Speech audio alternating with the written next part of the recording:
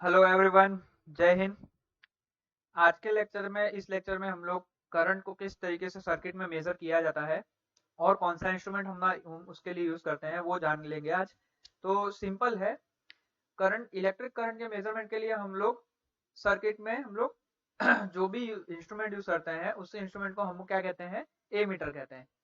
Simple है। तो एक चीज आपको ध्यान रखनी है, हमेशा जो एमीटर होता है वो हमेशा लोड के साथ सीरीज में कनेक्टेड होता है, ताकि उसमें कितना करंट फ्लो हो रहा है सर्किट में वो हम लोग उसे फाइंड आउट कर सके। जैसे आपको यहाँ पे फिगर में बताया हुआ है, देखिए आपका ये लोड है और लोड के साथ आपका कनेक्टेड है आपका ए मीटर। ओके, तो ये आपका ए मीटर है, ये आपका लोड के साथ कनेक्टेड है, डायरेक्टली आपका सीरीज में कनेक्टेड है। तो हमेशा ए मीटर हमेशा सीरीज में कनेक्टेड होता है जिसका आपको करंट मेजरमेंट करना हो। तो एमीटर में क्या होता है कि जो ऑपरेटिंग कॉइल होती है वो डायरेक्ट पूरा का पूरा करंट जो आपके एंटायर लोड में से आपका फ्लो हो रहा है वो करंट आपका कैरी करता है, ऑपरेटिंग करंट जो हम मेजर करते हैं। ओके, तो जब भी आपका करंट कॉइल के थ्रू पास होता है तो ये जो ऑपरेटिंग कॉइल है वो आपका डिफ्लेक्टिंग टॉर्क प्रोड्यूस करती है, और डिफ्लेक्टिंग टॉर्क के कारण आपको ए मीटर पे आपको रीडिंग देखने को मिलता है जो आपके ए मीटर के स्केल पे आपने कैलिब्रेट किए हुए हैं। ओके, और ए मीटर हमेशा सीरीज में कनेक्टेड होता है लोड से। इसीलिए इसीलिए जो भी आपकी ऑपरेटिंग कॉइल है, जिस मटेरियल से बनी होती है ऑपरेटिंग कॉइल, वो आपकी ऑपरेटिंग कॉइल आपकी एकदम लो रेजिस्टेंस वाले मटेरियल से बनी होनी चाहिए, ताकि पूरा का पूरा टोटल जो करंट फ्लो है वो पूरा का पूरा आपके इजीली आपके लोड में से फ्लो हो और आप उसे मेजर कर सके। ओके, इसीलिए जो ऑपरेटिंग कॉइल होती है ए मीटर की वो हमेशा थिक वायर की बनी होती है और उसमें फ्यू टर्न्स होते हैं। ये बहुत ही ध्यान रखने वाली चीज है, operating coil must have few turns and thick wire. Okay, ammeter में हमेशा ऑपरेटिंग कॉइल फ्यू टर्न्स की होती है और उसके वायर जो होता है वो उसका थिक होता है। ओके, तो बेसिक डीसी ए मीटर हम लोग देख लेते हैं कि हम लोग बेसिक डीसी ए मीटर क्या होता है। ये बेसिक डीसी एमीटर कुछ भी नहीं है, आपका एक तरीके का गैल्वेनोमीटर है जिसको हम कहते हैं डी आर्सोनल आर्सोनवल गैल्वेनोमीटर। ओके, तो इसमें क्या होता है, कॉइल की जो वाइंडिंग होती है उसकी बेसिक मूवमेंट होती है वो वेरी स्मॉल होती है, बहुत ही कम होती है और लाइट होती है। इसीलिए स्मॉल करंट के लिए, जहाँ पे बिल्कुल स्मॉल करंट फ्लो हो रहा हो, वहां पे आप गैल्वेनोमीटर के थ्रू आप अपना करंट मेजर कर सकते हैं। तो जो इसकी कॉइल वाइंडिंग होती है वो तो आपकी जो कॉइल की वाइंडिंग होती है उसकी मूवमेंट बहुत ही स्लो होती है, स्मॉल होती है आप कह सकते हैं उसे। ओके, और अगर लार्ज करंट में आपको यूज करना होता है तो इसमें आप क्या करते हैं, लार्ज करंट में अगर आपको गैल्वेनोमीटर यूज करना होता है तो आप गैल्वेनोमीटर के अक्रॉस आप शंट कनेक्ट करते हैं, और वो जो शंट होता है, ओके, वो शंट जो होता है वो आपका एक तरीके का रेजिस्टेंस ही है। ओके, जो आपके बाईपास करंट को बाईपास करने के लिए यूज होता है। सिंपल। ओके, देखिए यहाँ पे जैसे आपका ये बेसिक ए मीटर सर्किट दे रखी है आपको, ठीक है। ये आपका मान लेते हैं ये आपका एक तरीके का गैल्वेनोमीटर है, आरएम जो आपको दे रखा है गैल्वेनोमीटर है। अब यहाँ से जो आपके आप इनपुट दे रहे हैं वो इनपुट में आपका लार्ज वोल्टेज है, लार्ज करंट फ्लो हो रहा है। अब जो आपका गैल्वेनोमीटर है वो तो आपका फ्यू छोटा करंट या स्मॉल करंट मेजर करने के लिए यूज होता है, लार्ज करंट मेजर करने के लिए यूज नहीं होता। तो इसमें क्या करेंगे, लार्ज करंट को मेजर करने के लिए आप गैल्वेनोमीटर के अक्रॉस आप एक शंट रेजिस्टेंस, ओके, आप शंट रेजिस्टेंस इसे कनेक्ट कर देंगे, ताकि जो भी आपका करंट है वो दो पार्ट में डिवाइड हो जाए। देखिए यहाँ पे फिगर में देखिए आपका करंट जो है वो दो पार्ट में डिवाइड हो रहा है, एक हो रहा है आपका ISH और एक हो रहा है आपका IM। ओके, ऐसे दो पार्ट में आपका डिवाइड हो जाए। तो यहाँ पे जो आपका I है वो आपका टोटल करंट है, ISH है वो आपका शंट रजिस्टर में जितना करंट पास हो रहा है वो है, RSH है वो आपका शंट रजिस्टर है, RM है वो आपका इंटरनल रेजिस्टेंस है। ओके, मीटर का जो आपने यूज किया या RM। ओके, और IM है वो आपका फुल स्केल डिफ्लेक्शन करंट है जो आपको मीटर में देखने को मिलेगा। ओके, तो फिगर के अकॉर्डिंग देखिए आप यहाँ पे इनपुट दे रहे हैं, इनपुट वोल्टेज दे रहे हैं प्लस और माइनस। तो जो इनपुट वोल्टेज जो वोल्टेज यहाँ के ये रेजिस्टेंस के अक्रॉस होंगे, शंट रेजिस्टेंस के, उसी वही वोल्टेज आपके एमीटर के अक्रॉस भी होंगे। ओके, बेसिक थिंग है। ओके, तो ये दोनों के वोल्टेज सेम है, तो हम ये लिख सकते हैं ISH is equal to ISH RSH is equal to IMRM। Okay, ये लिख सकते हैं ताकि RSH की वैल्यू हम यहाँ से फाइंड कर सके। लेकिन अकॉर्डिंग टू KCL I हमारा क्या है, ISH प्लस IM है, तो हमारे पास ये है, तो यहाँ पे हमारी ISH की वैल्यू आ जाएगी I माइनस IM। तो ये जो इक्वेशन है सेकंड नंबर का इक्वेशन, उसे हम फर्स्ट नंबर के इक्वेशन में रखेंगे। तो हमारे पास RSH की वैल्यू क्या आएगी, IM RM upon I minus IM। Okay, simple है। अब हम क्या करेंगे, ऊपर नीचे हम क्या, न्यूमरेटर और डिनोमिनेटर से हम डिनोमिनेटर में हम IM से डिवाइड करेंगे।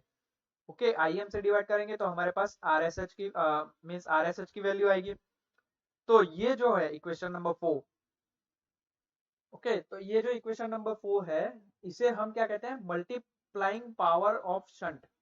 यानी हमें शंट में किस वैल्यू का हमें रेजिस्टेंस लगाना है, वो हमें फाइंड करने के लिए ये जो 4 नंबर का इक्वेशन है उसकी जरूरत पड़ती है। तो इसे हम कहते हैं multiplying power of shunt. Okay, तो मल्टीप्लाइंग पावर ऑफ शंट का इक्वेशन क्या, मतलब उसे डेफिनेशन क्या होगी, उसकी डेफिनेशन होगी, it is defined as the ratio of current, total current to the current passing through the coil. Okay, यानी जो टोटल करंट फ्लो हो रहा है सर्किट में, वो डिवाइडेड बाय जो आपका मीटर में पास हो रहा है आपका करंट, उन दोनों का डिवीजन लेंगे तो आपका मल्टीप्लाइंग फैक्टर आ जाएगा, और उसे हम डिनोट करते हैं स्मॉल m से। ओके, देखिए आपका फिगर ये रही आपका m is equal to total current I और डिवाइड बाय IM। ओके, तो ये जो इक्वेशन है I by IM, okay, is equal to m multiplying factor. तो m, ये जो इक्वेशन है 5 नंबर का इक्वेशन, उसे हम 4 नंबर के इक्वेशन में रखेंगे, तो हमारे पास क्या वैल्यू आएगी, RSH is equal to RM upon m minus 1। यानी शंट रेजिस्टेंस को फाइंड करने के लिए अगर हमें मल्टीप्लाइंग फैक्टर दिया हुआ है, तो हम easily shunt resistance find out कर सकते हैं। ओके, तो देखिए यहाँ पे आपको अगर फर्दर आगे हम सॉल्व करते हैं तो हमारे पास मल्टीप्लाइंग फैक्टर की क्या वैल्यू आएगी, RM upon RSH plus 1। Okay, so ये तो हो गया हमारा मल्टीप्लाइंग फैक्टर। अब अगर एमीटर की रेंज हमें एक्सटेंड करनी है, तो एमीटर की रेंज को एक्सटेंड करने के लिए हम क्या क्या यूज करते हैं, वो भी हम लोग देख लेते हैं। तो देखिए, moving extension of range of ammeter and voltmeter. Ammeter आपका करंट मेजर के लिए करंट मेजरमेंट के लिए यूज होता है, और वोल्टमीटर आपका वोल्टेज मेजरमेंट के लिए यूज होता है। सिंपल है। तो मूविंग कॉइल के जो इंस्ट्रूमेंट होते हैं, उसमें कॉइल आपकी बहुत ही मतलब ज्यादा टर्न से आपकी वाउंड की जाती है। ओके, और it can carry the maximum current about 50 milli ampere safely, and जो पोटेंशियल ड्रॉप होता है अक्रॉस द मूविंग कॉइल, वो आपका कितना हो सकता है, 50 मिली वोल्ट तक का हो सकता है। लेकिन प्रैक्टिकली आपके हैवी करंट और हैवी वोल्टेज आपको मेजर करने होते हैं, इसीलिए जो एमीटर और वोल्टमीटर की रेंज होती है वो हमें बढ़ानी पड़ती है, इसीलिए हमें एक्सटेंड करना पड़ता है। तो एक्सटेंड करने के लिए, इंस्ट्रूमेंट की रेंज को एक्सटेंड करने के लिए हम लोग क्या क्या यूज करते हैं, हम लोग यूज करते हैं शंट्स और मल्टीप्लायर्स। तो देखिए शंट और मल्टीप्लायर है क्या आखिर में, तो सबसे पहले हम लोग देखते हैं शंट्स। शंट्स क्या है, शंट्स मेनली हमारे क्या यूज होते हैं, एमीटर की रेंज को एक्सटेंशन देने के लिए हम लोग यूज करते हैं। शंट रेजिस्टेंस जो होते हैं, शंट रेजिस्टेंस की वैल्यू जो होती है वो बहुत ही कम होती है, यानी जो आपका मीटर है उसकी जो इंटरनल रेजिस्टेंस है उससे भी वैल्यू कम होती है, ताकि मैक्सिमम करंट जो है आपका वो शंट रेजिस्टेंस के थ्रू आपका पास हो सके। ओके, और जो भी आप शंट में जो भी आप यूज करते हैं मटेरियल, उसका जो टेम्परेचर कोएफिशिएंट होता है वो आपका मिनिमम होता है। Okay, it having a minimum temperature coefficient of resistance, और वो हमेशा एमीटर के साथ शंट जो होता है वो हमेशा आपका पैरेलल में कनेक्टेड होता है। ओके, तो जो कॉम्बिनेशन है शंट का और एमीटर का वो हमेशा एक दूसरे के सीरीज में कनेक्ट, सॉरी, जो भी आपका कॉम्बिनेशन है एमीटर का और शंट के साथ, शंट और एमीटर तो दोनों एक दूसरे के पैरेलल में होते हैं, लेकिन उन दोनों का जो कॉम्बिनेशन होता है मिला के वो आपके सर्किट के सीरीज के साथ कनेक्टेड होता है, ठीक है, जिसका आपको करंट मेजर करना है। तो जो भी आपके 0 से 50 मिली एम्पियर का जो एमीटर होता है वो मे बी शायद पॉसिबल है कि वो करंट 1 एम्पियर तक का, 5 एम्पियर तक का या 10 एम्पियर तक का करंट भी मेजर आपको करके दे सकता है, अगर आपका जो शंट है वो आपका प्रॉपर वैल्यू से, प्रॉपर वैल्यू का कनेक्टेड है तो। ओके, और ये प्रॉपर वैल्यू का शंट रेजिस्टेंस हम लोग कैसे फाइंड करते हैं, वो हम लोग इससे पहला जो हमने टॉपिक पढ़ा एमीटर का, उसमें जो हमने मल्टीप्लाइंग फैक्टर पढ़ा, वो हम लोग अगर वो प्रॉपर है तो आपका जो ये जो शंट है वो हम लोग फाइंड आउट कर सकते हैं। ओके, सेकंड है हमारा मल्टीप्लायर। मल्टीप्लायर कैसे यूज होता है, मल्टीप्लायर जो होता है वो हमारा यूज होता है वोल्टमीटर की रेंज को एक्सटेंशन देने के लिए। ओके, तो मल्टीप्लायर जो होता है वो आपका नॉन इंडक्टिव हाई रेजिस्टेंस वाला होता है, जो आपके वोल्टेज, जो आपका वोल्टमीटर है उसके साथ आपका सीरीज में कनेक्शन होता है। ओके, और इन दोनों का जो कॉम्बिनेशन है यानी वोल्टमीटर का और जो उसके मल्टीप्लायर का जो भी आपका उसका कॉम्बिनेशन है वो आपके जो भी सर्किट में आपको वोल्टेज फाइंड करना है उसके अक्रॉस, या फिर उसको कह सकते हैं कि उसके पैरेलल में कनेक्शन किया जा रहा है। तो इस तरीके से शंट और मल्टीप्लायर का यूज करके हम एमीटर और वोल्टमीटर दोनों की रेंज को हम एक्सटेंड कर सकते हैं। ओके, तो यहाँ पे कुछ एमीटर पे जो हमने यहाँ पे मल्टीप्लाइंग फैक्टर पढ़ा, मल्टीप्लाइंग पावर का फैक्टर जो पढ़ा हमने, उसके अकॉर्डिंग उसके बेसिस पे कुछ एग्जांपल्स हैं। जैसे यहाँ पे एग्जांपल है आपका कि 5 मिली एम्पियर के मीटर को उसका जो इंटरनल रेजिस्टेंस है वो आपको दे रखा है 80 ओम, और उसे हमें कन्वर्ट करना है कितने रेंज में, 0 से लेके 100 मिली एम्पियर ए मीटर में कन्वर्ट करना है। ओके, तो हम कितने वैल्यू का शंट रजिस्टर उसमें ऐड कर सकते हैं। तो यहाँ पे आपको देखिए सिंपल आपको दे रखा है, आईएम दे रखा है आपको 5 मिली एम्पियर, आरएम आपको दे रखा है 80 ओम, और टोटल करंट आपको दे रखा है 100 मिली एम्पियर। यहाँ पे आपका आई जो है वो आपका कैसे फाइंड होगा, 100 माइनस 0, तो उसकी रेंज क्या होगी 100 एम्पियर। ओके, तो इस तरीके से हम लोग टोटल करंट आई को फाइंड करना है, क्योंकि हमें आई ही हमें फाइंड करना है, सॉरी आई ही हमारी रेंज है जो हमें सर्किट में फ्लो करवानी है।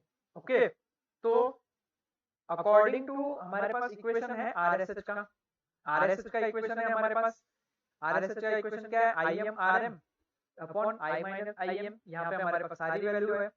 ओके, सारी वैल्यू को हम पुट आउट करेंगे तो हमारे पास, और उससे आगे कैलकुलेट करेंगे तो हमारे पास वैल्यू आ जाएगी 4.21 ओम। तो ये जो हमारा मीटर है 5 मिली एम्पियर का, उसमें उसके पैरेलल में अगर हम लोग 4.21 ओम का रेजिस्टेंस अगर हम लोग कनेक्ट करते हैं पैरेलल में, ओके, तो हम लोग 0 से लेकर 100 मिली एम्पियर तक का करंट भी मेजर कर सकते हैं। ओके, ये सिंपल एक एग्जांपल था। इसी तरीके से 1 मिनट, इसी तरीके से दूसरा एग्जांपल भी है कि एक आपको शंट रेजिस्टेंस दे रखा है जिसकी वैल्यू आपको दे रखी है 100 ओम, और इसे हमें गैल्वेनोमीटर के साथ यूज करना है जिसका आपको इंटरनल रेजिस्टेंस दे रखा है 1000 ओम का।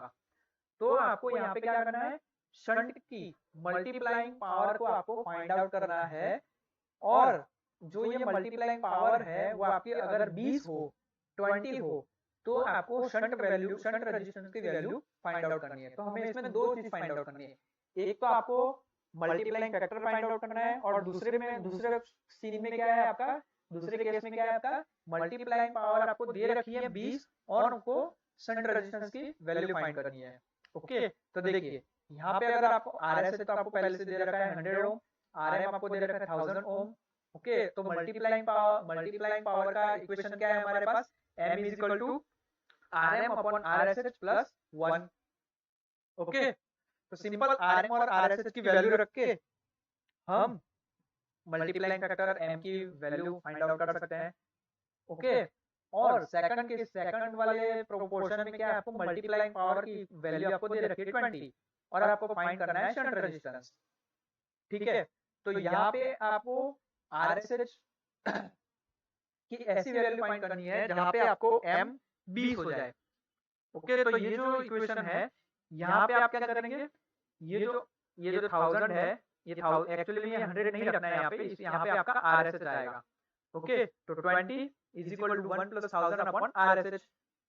ओके, तो यहाँ पे आपका ये 1 नहीं आएगा, यहाँ आप अगर 19 कर देते हैं तो यहाँ आपका 1 नहीं आएगा, तो RSH is equal to 1000 divide by 19 आएगा। तो यहाँ पे आरएसएच की वैल्यू क्या आएगी 52.63। ओके, तो इस तरीके से कुछ एग्जांपल्स भी बेस्ड ऑन मल्टीप्लाइंग फैक्टर और आपके शंट रेजिस्टेंस पे फाइंड आउट करना, इसके बेस्ड आपके एग्जांपल्स भी आपको पूछे जा सकते हैं। ओके, नाउ ए मीटर हमने देख लिया, नॉर्मल सिंपल ए मीटर। अब multi range ammeter. Multi range ammeter मतलब क्या है कि आप मल्टी रेंज में आप इसे यूज कर सकते हैं। ओके, तो ये क्या है, बेसिक डीसी ए मीटर का आपका मॉडिफिकेशन है, सिंपल। तो इसमें क्या होता है, ए मीटर की जो रेंज होती है, डीसी ए मीटर की रेंज होती है, उससे हम एक्सटेंड करते हैं by using the number of shunts and selector switch. Okay, तो इस तरीके के मीटर को हम क्या कहते हैं, मल्टी रेंज ए मीटर। यहाँ पे आपको फिगर में बताया है, देखिए ये आपकी मल्टी रेंज ए मीटर है। इसमें आप क्या कर रहे हैं, different R1, R2, R3, R4 ऐसे करके अलग अलग रजिस्टेंस आप इसमें ऐड कर रहे हैं। ये देखिए R1, R2, okay, R3, R4, ये आप जो भी आपका मीटर है उसके अक्रॉस में आप रेजिस्टेंस इसमें ऐड कर रहे हैं और सिलेक्टर स्विच रख दी है आपने, ताकि आप डिफरेंट रेजिस्टेंस के थ्रू आप वैल्यू सिलेक्ट कर सके और आपको जो भी मल्टी रेंज में आपको करंट फाइंड आउट करना है वो आप फाइंड आउट कर सके। ओके, तो देखिए यहाँ पे 4 शंट रेजिस्टेंस है, सिंपल रेजिस्टेंस जो आपको पैरेलल में है वो तो ए मीटर में होता ही है। ओके, और डिफरेंट मल्टीप्लाइंग पावर आपको मिलेगी M1, M2, M3 और M4। ओके, तो इक्वेशन क्या होगा, डिफरेंट शंट के लिए डिफरेंट वैल्यू होगी। जैसे R1 अगर आपको फाइंड करना है तो R1 upon M1 minus 1, R2 find करना है तो RM अपॉन M2 माइनस 1, ये आपकी शंट रेजिस्टेंस की वैल्यू है। ओके, तो यहाँ पे जो मल्टी रेंज की ए मीटर होती है वो हमारी कितनी रेंज तक हम लोग उसे फाइंड आउट कर सकते, कितनी रेंज तक की हम लोग उसमें करंट मेजर कर सकते हैं, 50 एम्पियर तक, 50 एम्पियर तक हम उसे मेजर कर सकते हैं। मल्टी रेंज इमीटर में जो शंट होता है, जो आपका रेजिस्टेंस होता है, वो एक अलग प्रिसाइज मटेरियल से बना हुआ होता है जो हमारा बहुत ही महंगा होता है। इसीलिए जो मल्टी रेंज इमीटर होते हैं उसकी जो कॉस्ट होती है वो हाई होती है। Okay, now universal shunt. तो यूनिवर्सल शंट में क्या है, देखिए आपको फिगर दिखाई गई है। यूनिवर्सल शंट में सिंपल है, आपका जो बेसिक मीटर है उसके अक्रॉस में आप यूनिवर्सल शंट को लगा सकते हैं, ताकि हम क्या कर सके, बेसिक मीटर की जो हमारी रेंज है वो हम एक्सटेंड कर सके।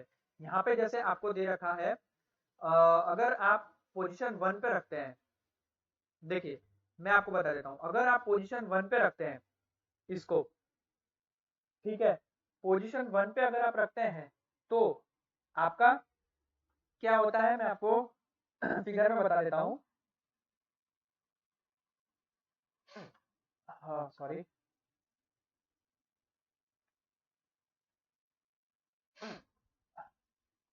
अगर आप पोजीशन 1 पे जो वैल्यू अगर आप रखते हैं तो देखिए मैं आपको फिगर में बता देता हूँ। पोजीशन 1 पे अगर आपकी स्विच रहती है यहाँ पे ऊपर, तो R1, R2 और R3 तीनों का सीरीज कॉम्बिनेशन हमें मिलता है विद द पैरेलल ऑफ ये RM। ओके, तो इसके अकॉर्डिंग हम क्या, अगर हमें वैल्यू फाइंड करनी है किसकी, जो हमारा वोल्टेज हमने यहाँ अप्लाई किया, ओके, वही वोल्टेज आपका यहाँ पे इन तीनों रेजिस्टेंस के यहाँ पे अप्लाई होगा और वही वोल्टेज हमारा मीटर के अक्रॉस भी अप्लाई होगा। तो हमारा वोल्टेज क्या होगा, वोल्टेज हमारा कुछ इस तरीके का होगा, I1 into R1 plus R2 plus R3 is equal to IM RM। Okay, और अगर हमारा पोजीशन 2 पे होता है, मान लेते हैं ये स्विच आपकी पोजीशन 2 पे कनेक्टेड है, तो उस टाइम क्या होगा, R2 और R3 का कॉम्बिनेशन पैरेलल होगा, किसके अक्रॉस में, RM के अक्रॉस में। ओके, सीरीज सॉरी, अगर आपका पोजीशन 2 पे होगा तो R2 और R3 का आपका सीरीज कॉम्बिनेशन होगा किसके पैरेलल में, R1 और RM के सीरीज कॉम्बिनेशन के पैरेलल में। ओके, तो हम लोग वोल्टेज किस तरीके से लिख सकते हैं, I2 into R2 plus R3 is equal to IM R1 plus RM, simple. और अगर आपका पोजीशन 3 पे होता है तो जो रजिस्टर R3 है वो आपका पैरेलल होगा, किसके पैरेलल होगा, वो आपका पैरेलल होगा series combination of R1 R2 और RM। ओके, तो इस पोजीशन में आप क्या कर सकते हैं, आपके वोल्टेज की वैल्यू क्या होगी, I3 R3 is equal to IM into R1